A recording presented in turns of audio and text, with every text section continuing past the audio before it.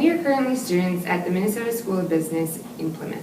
In my segment of the video, we're going to go over some ground training and applications in behavioral courses.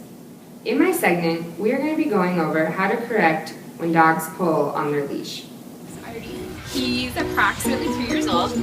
He's adopted from the Humane Society and he's a little dirty because he likes to play down on the farm. He's got a pulling problem that we're going to try to fix. He's never had any formal training, so we'll see what happens.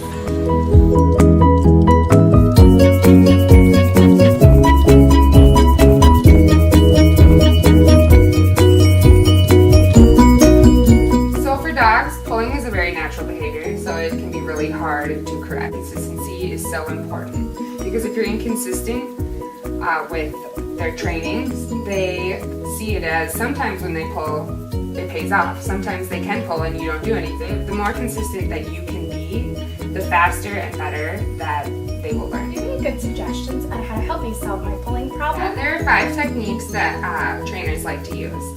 The first is the choke chain. The second is the gentle leader. The third is the red light, green light technique.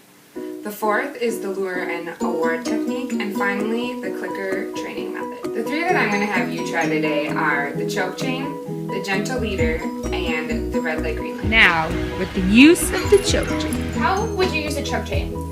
Well, first of all, this is a choke chain. It's a metal chain with 2 rings on either side. The way that you assemble it to put it on a dog's neck is you drop the chain through the bottom loop. Now, to properly put this on a dog, you want to make sure that when you hold it, up to you, it looks like a P. So see here, it looks like a Q to you, but a P to me right now. And this allows for when you put it on the dog, when you pull, it releases right away, and so that they are able to hear the correction, feel the correction, and then be loosened right away.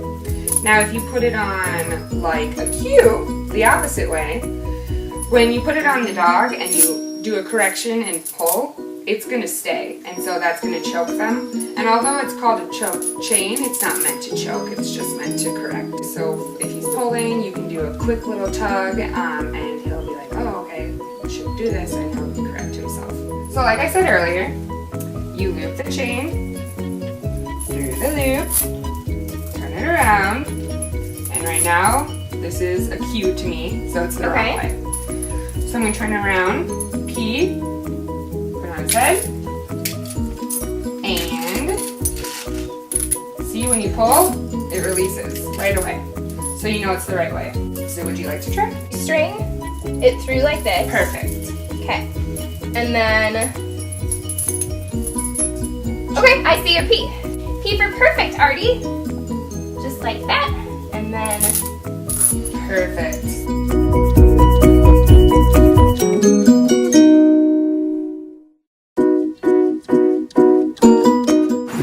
Gentle tugs, he hears and comes back.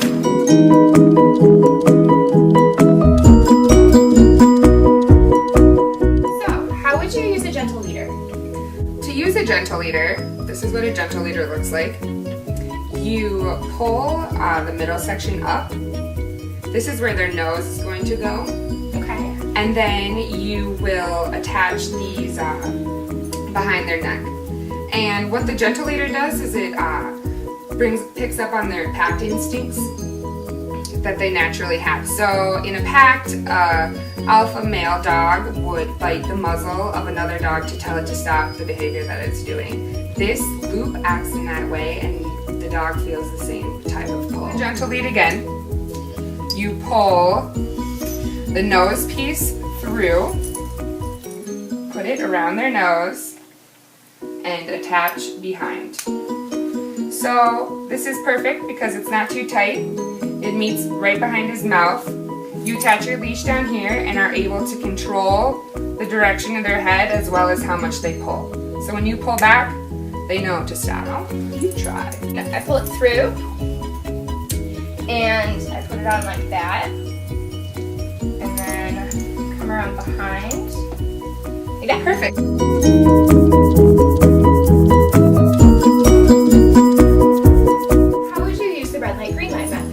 The red light, green light method is a method that takes a lot of practice and a lot of patience because it's going to take take a while for your dog to figure out what you're doing. But what you would do is you would walk in the direction you're intending to go. If your dog begins to pull, you stop immediately in your tracks. Allow your dog some time to release the tension in his leash. You want to call him back to you. When he comes back, tell him yes, give him a treat, and then allow the forward motion again. If he pulls again, stop again. So you just red light, green light.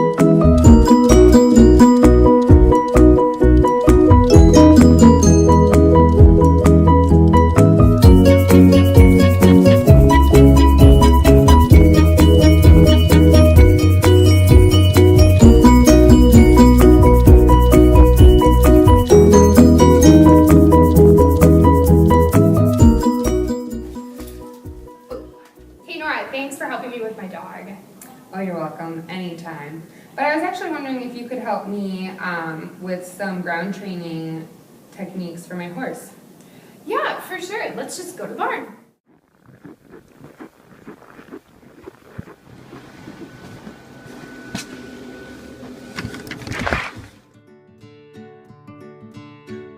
So this is Miss Tessa. We call her Tess.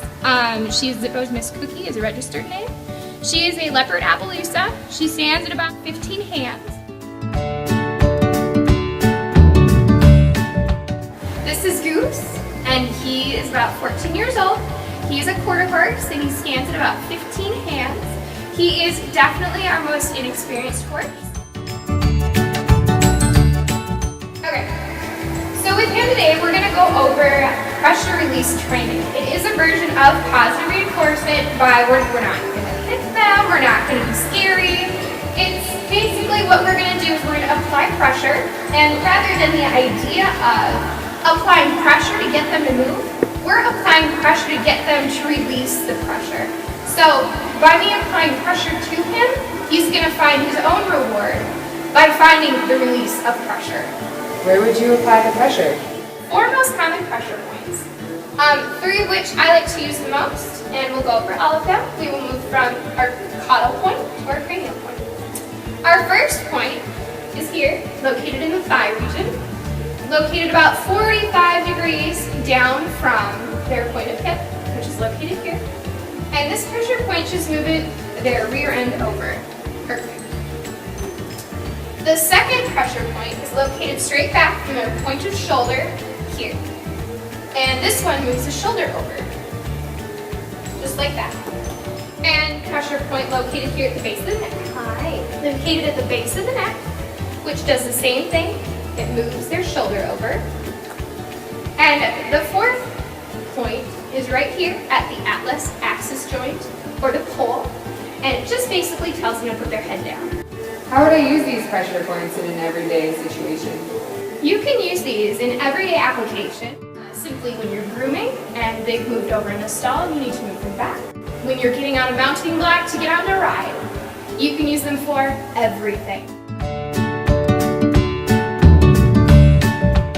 One of the really interesting things that you can do with them is showmanship and practical application in that.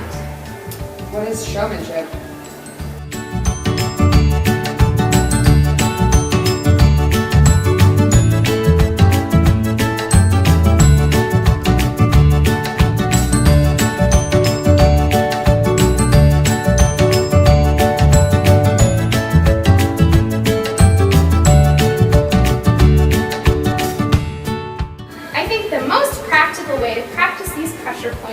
Is through something called a pivot.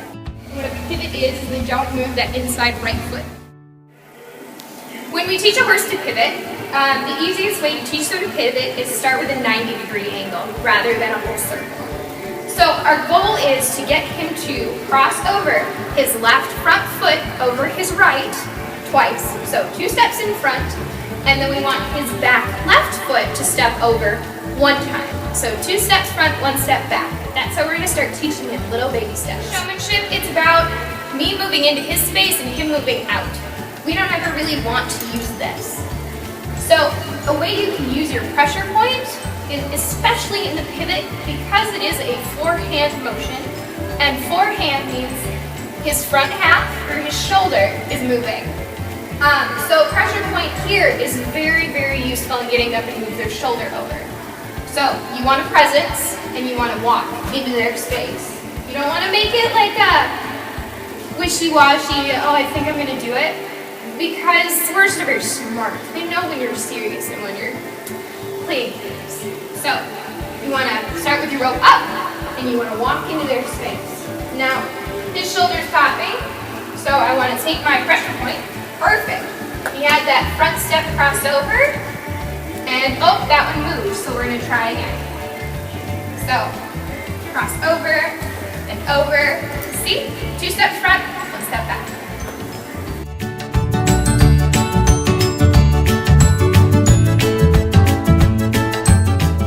So, this is a horse that has a little more training, and her pressure points are much more sensitive.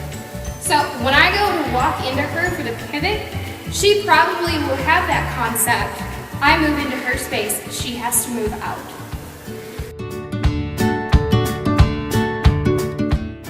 When I ask her to pivot, and I want her shoulder to catch up, I push on my pressure point.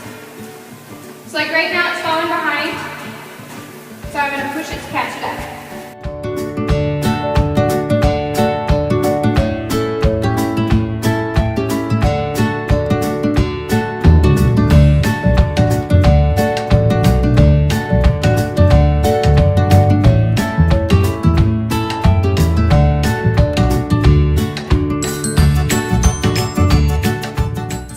That makes sense.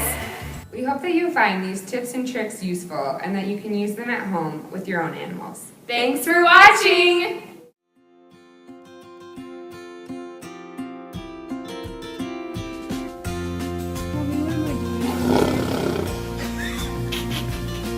It's the kitty.